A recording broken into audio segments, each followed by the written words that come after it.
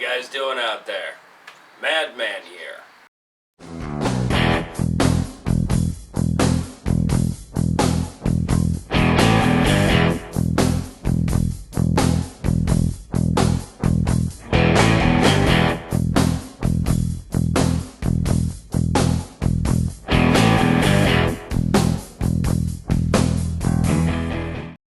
So, today's video, I know you guys always like stories like from my high school years and how I got started in being a greaser and what it was like in my time. So I thought I would tell you guys the story on how I became a greaser and why I did it. Quick note before I go into this story, if you guys like blogs and stuff like that, you can read about my story on my website, crypticart.com. Go check it out. You'll be glad you did. I got all kinds of shit up there, and I got a lot more stuff coming. You dig? Let's get into it. Now, you guys have to remember, this is late 2003 for me. So I was 14. Yeah, I was like 14 when I got into this. Now, mind you, when I was 4 years old, I had a leather bomber jacket, and I used to wear jeans all the time and t-shirts, and I had black cowboy boots. So I kind of had the thing going even when I was a kid. I just didn't know what it was called, and I didn't even know it was really a thing. But my whole life, I grew up watching, a lot of older movies, old TV series and stuff like that. So I had seen, the greaser character portrayed in television shows and in movies, and the biker, the cool guy, the leather jacket, the greasy hair, the boots, the whole bit.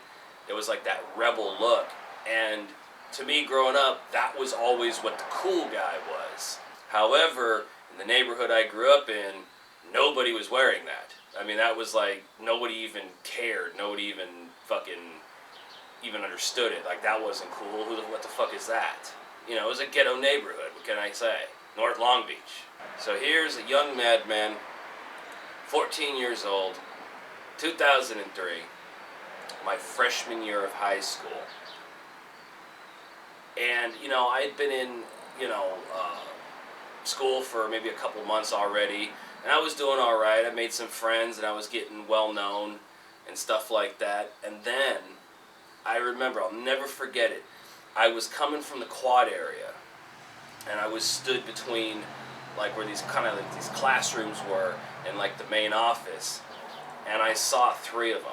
Three greasers who later became friends and some became enemies. Go figure. I see them walking, and the three of them, and they got the black leather jackets on, or the black dicky jackets. They've got the jeans, the tight blue jeans, cuffed up with the engineer boots. Their hair was greasy and they had sideburns. And these were older cats. Okay, these guys were a couple years older than me. They'd already been doing this.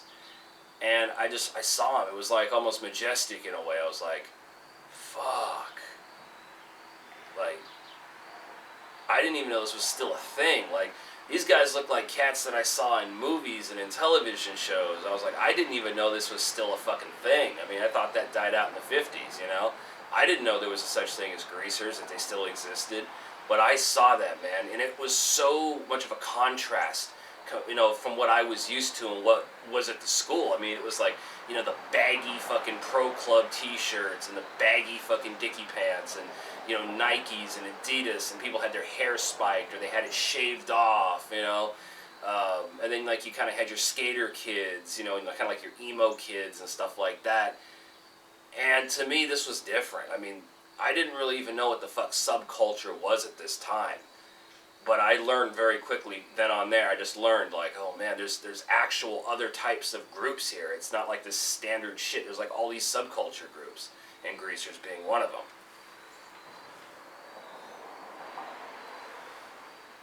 So I saw that and I was like, well, these don't look like the kind of cats I can just walk up to and say, hey, how did you become a greaser? How do you get involved in this shit, They kind of had this rugged, like, rough and ready look, and it's like, you don't just really go walk up to them and be like, oh, hey, how do I become a greaser, dude? This shit looks cool. Like, you know what I mean? It just didn't seem like the right thing to do at the time. So I never forget, that day, I went home And I went digging through my closet and my dresser drawers and shit like that. And I'm like, I gotta find stuff that looks kind of like what they're wearing. And I'd found, you know, a pair of like tight blue jeans, and I put them on. I'm like, all right, cool. And, you know, of course I always had white and black t-shirts. So that was a no-brainer for me, put on a t-shirt. And of course I knew greasers wore flannels and stuff like that. So I had like 2 flannels at the time. I only had like 2. And I dug them out of my closet, and I put them on. And, you know, I cuffed up my jeans. I was like, well, I don't have any, like, buckle boots. I used to call them buckle boots back then because I didn't fucking know what they were called. I didn't know what engineer boots were. You know, I was just used to seeing boots with a buckle on them, so I was like, buckle boots. You know, this is something you guys got to understand. Back in that era, you know, the thing that was so hard about finding out information is, A, we didn't have YouTube. You know, the internet was still kind of in its infancy stage, so you didn't have a lot of good information. And if you did want to search for information, you had to make sure that you knew what phrases to type in to find anything about it. So you type in buckle boots, not a lot of stuff was coming up back then. That's something I had to learn as I went on. But what I did have is I had a pair of like black combat boots, you know. And I figured, well, shit, you know, I think that'll work for now at least. So I put on the fucking boots, and I rolled up my jeans, and I put on a t-shirt, a flannel shirt. And I found like a belt buckle, and I got a picture of me at 14 when I first started with the belt buckle, and like I think I was wearing I bought a blue fucking just, you know, fucking checkered pattern, you know, shirt to go over my t-shirt. And I'm gonna post that picture right here. That's a 14-year-old madman, baby faced and all. And I found this like fucking cowboy belt buckle, and I put that on too because I thought it looked cool. Okay, now what do I do for the hair? Well, my dumb fucking 14-year-old ass was like, well, gee, they use grease in their hair. That's probably why they're called greasers. Like, dude, oh yeah, that's right, my old man's got a grease gun hanging up in the garage. And I don't mean the grease gun from World War II. I mean a grease gun that you use for, you know, just overall maintenance and greasing, you know, parts and shit like that on cars. It's basically like a little pump gun. It has like a little hose on it. So I took the thing and I pumped it a few times and got a little glob of like blackish, dark brownish grease, and I slicked that shit in my hair.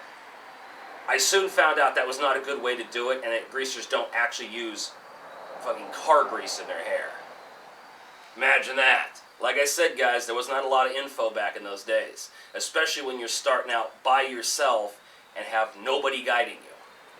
So I quickly upgraded to Vaseline, because that seemed like it made more sense. So I put the Vaseline in my hair, and I slicked it back, and that was it. That's what I started with. And then I went to school.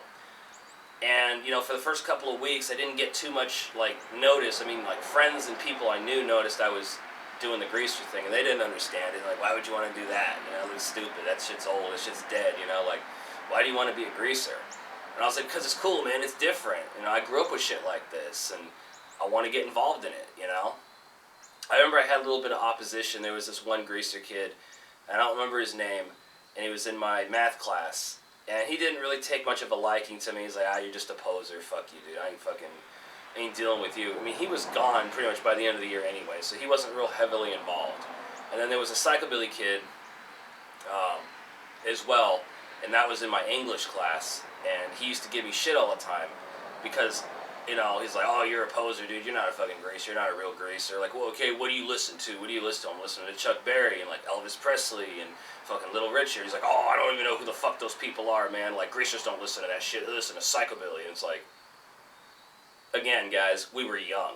There was not a lot of information going around. It's like, at that time, greasers were listening to a lot of psychobilly and, like, new school rockabilly. So this cat who was a psychobilly that had no idea about the whole rockabilly culture and like the 50s music, he had no idea that greasers actually listen to shit like that. So to me, like, I was kind of confused. I'm like, I don't know what the fuck psychobilly is, but I know what the fuck I'm listening to, and that's what greasers and kids in the 50s were listening to. It was like Chuck Berry and fucking Buddy Holly and like Elvis Presley and Little Richard and, you know, all that shit, Richie Valens. It made no sense to me. But again, we were young. So after a couple of weeks of greasing and walking around and being seen, I got approached. I got approached by 3 guys. 3 of the greasers. Oh shit, you know, their hair's all up, they got the fucking jeans and the flannels and the jackets and the boots and the whole look and that rough and ready look on their face. And they come up to me and the first thing is, where are you from? North Long Beach. I'm from, you know, this city. And they laughed. You know, thinking back on this shit, I laugh about it too, because I had no idea what the fuck they were basically saying. They were hitting me up. They were basically asking me, like, you know, what gang do you roll with? Who do you roll with? Who do you know? Like, what are you a part of? See, at that time, I was still so fucking young, I had no idea what the fuck being hit up was. You know what I mean? So they're like, no, man, like, who do you roll with? Who do you hang out with? I'm like, oh, nobody, man, like, just myself, like, oh, yeah, cool, dude, like, what made you, like, get into greasing? I'm like, oh, dude, just fucking saw it, and I thought it was cool, and, you know, I wanted to get involved with it, and, you know, I grew up with a lot of old school stuff, and I've seen the shit in the movies and TV. I didn't even know this was still a thing. And they're like, yeah, it's still a thing, man. It's like a huge culture, you know, especially here in SoCal for it. You know, if you want to come by the spot and kick it sometime, you know, come on by. And I was like, yeah, sure, man. I think I'll take you up on that sometime. So that kind of started, you know, my time being a greaser. You know, I went to the spot, started getting to know the guys. They definitely were a rough crowd to hang out with, you know, especially being a new boot. Got laughed at a lot. I got kind of put on shit detail. You know, back in those days, you know, you earn your way. It's not like the generations now where they expect everything to be handed to them. They expect respect to be handed to them. They expect to just be able to have whatever they want whenever they want. It wasn't like that in my era. You know, shit, guys, this is the days where fucking cell phones didn't even have text. You know, this was like the old fucking little Nokias that the battery lasted for fucking 5 days without a charge, and you didn't text anybody, and we still had pay phones, and, you know, not everybody had a phone and all that kind of shit. There was no instant really anything at that time.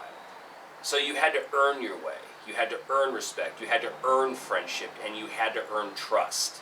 It was not given at all.